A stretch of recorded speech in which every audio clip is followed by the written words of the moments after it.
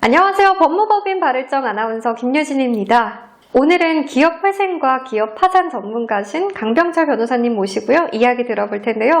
먼저 기업 파산의 장점과 단점에 대해서 알아보도록 하겠습니다. 안녕하세요, 변호사님. 네, 안녕하십니까. 네, 기업 파산의 장점과 단점을 얘기하기 전에요. 네. 보통 어떤 경우에 기업들이 파산 신청을 하나요? 기업 파산을 하는 경우에는 쉽게 말해서 상식적으로 생각해도 더 이상 이제 기업을 유지하기가 힘들 경우, 즉 뭐냐면 부채가 많고 돈이 나가야 되는 거 많은데 이제 더 이상 이제 수입이 없는 경우. 그러니까 쉽게 제가 이제 좀 말씀을 이제 법적으로 어렵게 말씀을 드릴 수도 있지만 좀 우리 구독자를 위해서 좀 진짜 쉽게 말씀을 드리는 거거든요. 그러니까 계속 그러니까 적자가 났을 때 대표님이 보면은 대표이사님이 개인적으로 이제 돈을 막 넣는 거거든요. 넣는 경우가 있거든요. 그러다가 더 이상 안 되는 거예요. 또 지인들한테 돈 빌리고 막 이런 경우까지 왔을 때 보면은 이제 기업 파산을 많이 하는데 이제 회생을 할 수도 있고 파산할 수도 있잖아요. 그러면 그때 이제 상담 오시는 분 중에는 뭐냐면 더 이상 이제 회사를 하기가 힘들다. 연습 나이도 많고 내가 회생을 하고는 싶지만 더 이상 그 의지가 없으실 경우가 많더라고요. 그런 경우에 이제 또 기업 파산을 그냥 하시는 경우가 많습니다. 그런데 누군가는 이렇게 물어봅니다. 네. 파산 신청 아니라 그냥 폐업 신고하면 되는 거 아니야? 이렇게 맞습니다. 물어보죠. 그러니까 이게 잘못된 상식인데요. 이게 폐업 신고라는 거는 이제 세법적으로, 세무적으로 이제 부분에서 정리가 되는 건데, 폐업 신고를 한다고 해서 기업의 이제 채권 채무 관계가 정리가 되는 게 아니거든요. 결국은 법인 파산, 기업 파산하는 경우에 법원에다가 이제 신청을 하고 그러면 이제 파산 관제인이 선임이 되거든요. 그럼 파산 관제인에 의해서 쉽게 말해서 이제 회사에 가지고 있는 재산을 가지고 부채를 갚는 그 과정들을 거쳐야지 이제 완전히 이제 없어지는 거죠. 근데 임의청산이라고는 있어요. 그러니까 파산 신청을 안 하고 이제 법인에서 대표님이 법인 자산이 많을 때는 이거 내 회사 이제 운영하기 힘들다 안 하겠다 하면 회사의 자산을 가지고 그냥 개별적으로 이제 청산을 하시면 되는 과정이에요. 근데 대부분은 이제 자산이라든가 채권 자산이 없기 때문에 이제 파산 신청을 하는 거죠. 그래서 폐업이라는 거는 좀 기본적으로 잘못 알고 있는 거죠. 네. 그런데 이 네. 파산은요, 사실 신청 직전까지도 내가 파산 신청을 하게 될 거라는 걸 예상하기가 쉽지 않거든요. 맞습니다. 네. 파산을 하면은 재기하기가 더 어렵다는 인식도 있어요. 네. 그래서 신청이 더 꺼려지기도 하는데요. 네. 그럼에도 불구하고 네. 파산 신청에 장점이 많다고요. 저번 이제 유튜브에서도 제가 말씀드린 기업 회생의 장점하고 비슷합니다. 근데 기업 파산도 역시 기업 파산 신청하기 전에는 그러니까 회생보다 파산이 더 빚독 쪽에 많이 시달리겠죠. 그만큼 회사가 더 어려웠다는 거고 매출이 안 나왔다는 거고. 그래서 앞서 얘기했지만 금융부채 같은 경우에는 하루라도 이제 이자가 납입이 안 되면은 바로 전화가 오거든요. 그 다음에 카드 회사 같은 데서도 바로 전화 와요. 매일 전화 와요, 매일. 저도 한번 개인적으로 연체가 됐긴 했는데 그 다음부터 계속 전화 오더라고요. 그래서 원래 이제 금융부채 같은 경우에 빚독촉 같은 거는 이제 좀 없어질 것이고, 그 다음에 이제 앞서 얘기했지만 그러니까 이제 상거래 매출처에 대한 채권 채무 관계가 있잖아요. 거기에 대한 빚독촉도 일단 사라지죠.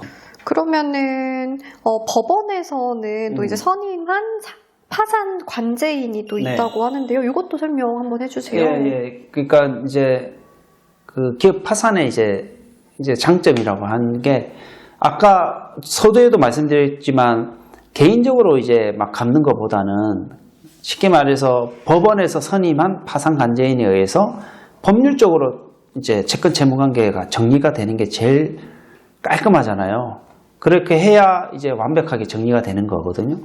그래서 그런 점에서는 상당히 이제 어떤 임의청산하는 것보다 임의청산을 하다 보면 나중에 쉽게 말해서 우발 채무라고 해야 되나? 내가 생각하지 못한 것들이 또 튀어나올 수 있거든요. 예, 그런 부분도 있고 해서 또 개개별적으로 대응을 하는 것보다 이제 법원에서 이게 채권자들 다 신고해 이런 식으로 해가지고 정리가 되는 부분에서 한 번에 이제 해결할 수 있다는 부분에서는 상당히 장점이긴 하죠. 그렇군요. 그렇다면 이 기업 파산을 신청했을 때 단점은 또 어떤 게 있을까요? 그러니까요, 단점도 물론 없지는 않죠. 예, 없지는 않은데, 기업 파산에 있어서의 단점은 이제 자산이 있을 때, 그러니까 이제 임의로 변제할 수 없는 단점이 있죠. 쉽게 말하면, 내가 꼭 갚아야 될 지인의 채무가 있어요. 솔직히 사람 마음이 이 지인의 채무를 먼저 갚고 싶겠죠. 어떻게든 이제 앞으로 계속 또 봐야 될 사람이니까. 근데 그렇게 이제 변제를 하면 안 된다는 단점이 있고요.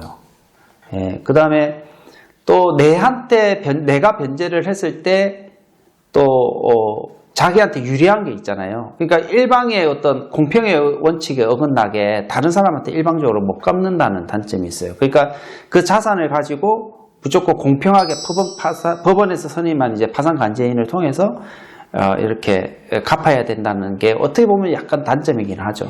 네, 임의대로 변제를 할 수 없다는 맞습니다. 게 단점이라면 예. 단점인 거죠. 네. 요즘 경기가 좀 너무 안 좋아서요. 네. 많은 분들이 힘들어 하시는데요. 기업 파산 관련한 문의가 좀 많아졌나요? 맞습니다. 아까 뭐 전에도 기업 회생에 대한 문의도 많고 기업 파산에 대한 문의도 많아졌는데 요즘은 이제 아까 제가 서두에 말씀드렸지만 계속 이제 경기 침체가 되다 보니까 앞으로 그러니까 희망이 안 보이는 거죠. 앞으로도 더 좋아질 수 있는 구조가 아니다라고 이제 생각하시고 아예 이제 기업 회생을 이제 보다는 이제 기업 파산 쪽으로 해서 바로바로 이렇게 문의가 들어옵니다.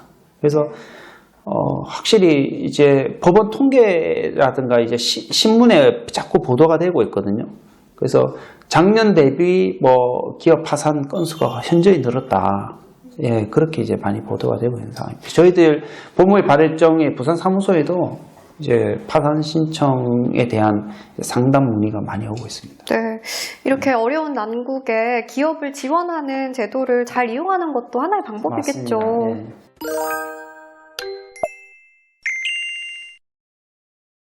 네, 오늘은 강병철 변호사님 모시고요. 기업 파산에 대해서 얘기 들어봤는데요. 많은 분들께 큰 도움이 되셨으면 좋겠습니다. 저희는 다음 시간에도 기업 파산과 기업 회생에 대한 알차고 또 좋은 정보들 가지고 오겠습니다. 지금까지 시청해주셔서 너무 감사하고요. 여러분 조태구알 아시죠? 좋아요, 댓글, 구독, 알람 설정 꼭 해주세요. 지금까지 법무법인 발일정 아나운서 김유진이었습니다. 변호사님 좋은 말씀 감사합니다. 네.